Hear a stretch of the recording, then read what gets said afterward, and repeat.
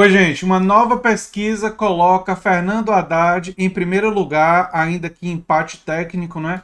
Com o Márcio França e Geraldo Alckmin. E nós vamos trazer os detalhes no vídeo de hoje. Lembrando, né, que o meu curso sobre Karl Marx, as inscrições já estão abertas, né? Tem aqui o link está no comentário fixado no início dos comentários, assim como a fonte. E torço para que vocês se inscrevam e divulguem o curso, que é uma iniciativa muito importante para a gente aqui do canal. Mas vamos lá. Esse levantamento, né, foi feito pelo IPESP e coloca o Haddad com 20%, França com 18% e Alckmin com 17%. Né? O nome de Dória também foi testado em outro cenário, né, e o Tucano teve só 8% das intenções de voto.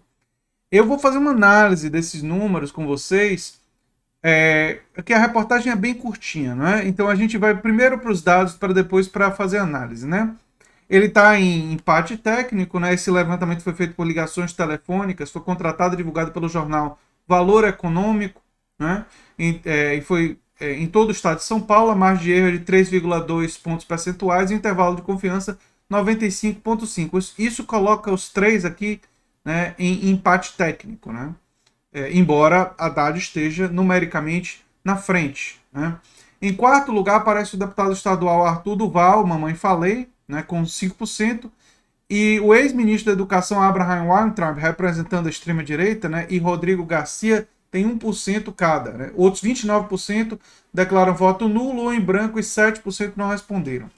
Qual a leitura que eu faço desses primeiros dados? Me parece que a extrema-direita, que diminuiu percentualmente, claramente, né? Ela também tem uma ausência de ter um candidato a que chame de seu. Quando tiver, obviamente que essa extrema-direita não vai ficar num percentual assim tão baixo. Ela vai provavelmente marcar ali 8, 10, 12%, né?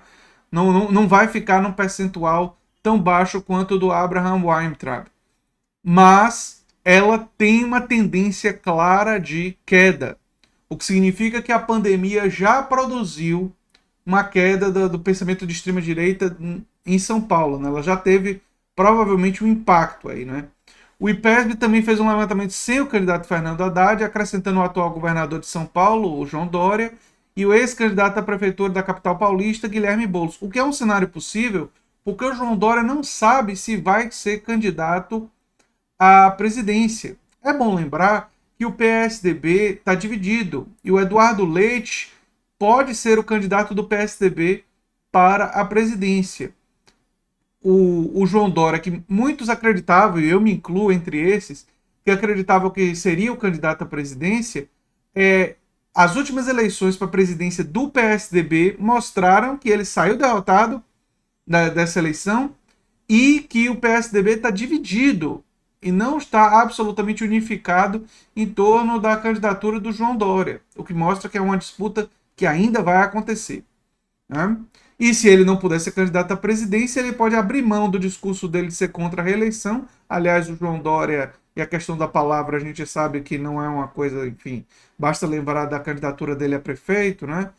É, enfim, aliás, a candidatura dele a governador, quando ele era prefeito, para lembrar que a questão não é uma questão que ele siga com tanto rigor, vamos dizer assim, né? Talvez seja uma forma gentil de dizer, né? O atual governador e tal, o resultado foi o triplo empate entre Alckmin, França e Boulos, né? Dória ficou na quarta posição com 8%, né? Aí nesse caso ele não estaria no PSDB, né? Arthur Duval alcançou 5% e o ex-ministro Weintraub 4%. Por 27% de votos nulos ou brancos e 6% não responderam. A leitura que eu faço desses números é que já existe um impacto da pandemia sobre o eleitorado de São Paulo e existe uma divisão maior entre os votos da direita. Né? A direita liberal, a direita conservadora e a extrema direita, né, elas estão se movimentando ali dentro do eleitorado de São Paulo, e isso é que permitiu, nesse momento, a ascensão do Haddad para primeiro lugar. Mas é um primeiro lugar ainda com um percentual relativamente baixo, 20% dos votos. não é? Não é um primeiro lugar ali com 35, 37, 38%.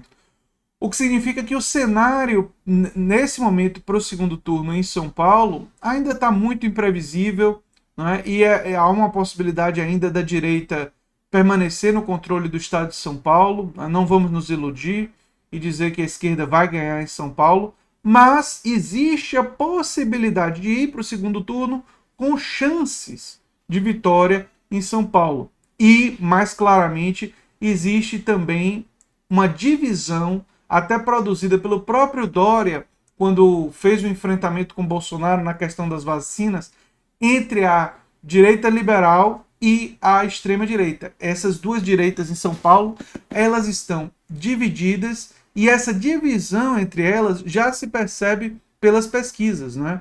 O Alckmin, num cenário contra Haddad, França, tá ali no empate técnico no primeiro turno, demonstra uma divisão. Porque se a extrema-direita e a direita liberal estivessem juntas, seria difícil imaginar que o Alckmin, que já foi governador, né, mais de uma vez, não estaria, pelo menos, na liderança em São Paulo, com um reconhecimento de nome muito alto e tudo mais. Ele não está, em parte pelo desgaste que o próprio PSDB tem sofrido, e ele próprio sofreu na campanha presidencial, e também por causa dessa divisão que existe entre a direita bolsonarista, extrema-direita, e a direita liberal, representada pelo PSDB, que não é tão de direita assim do ponto de vista cultural, a gente sabe disso, mas que do ponto de vista econômico representa um projeto muito semelhante. Digamos, menos agressivo, né, menos grosseiro, né, mas ainda um projeto político com muita semelhança, apenas talvez retirando os elementos do negacionismo científico, do autoritarismo tosco, né, mas com o mesmo projeto político-econômico, ou um projeto político-econômico muito semelhante.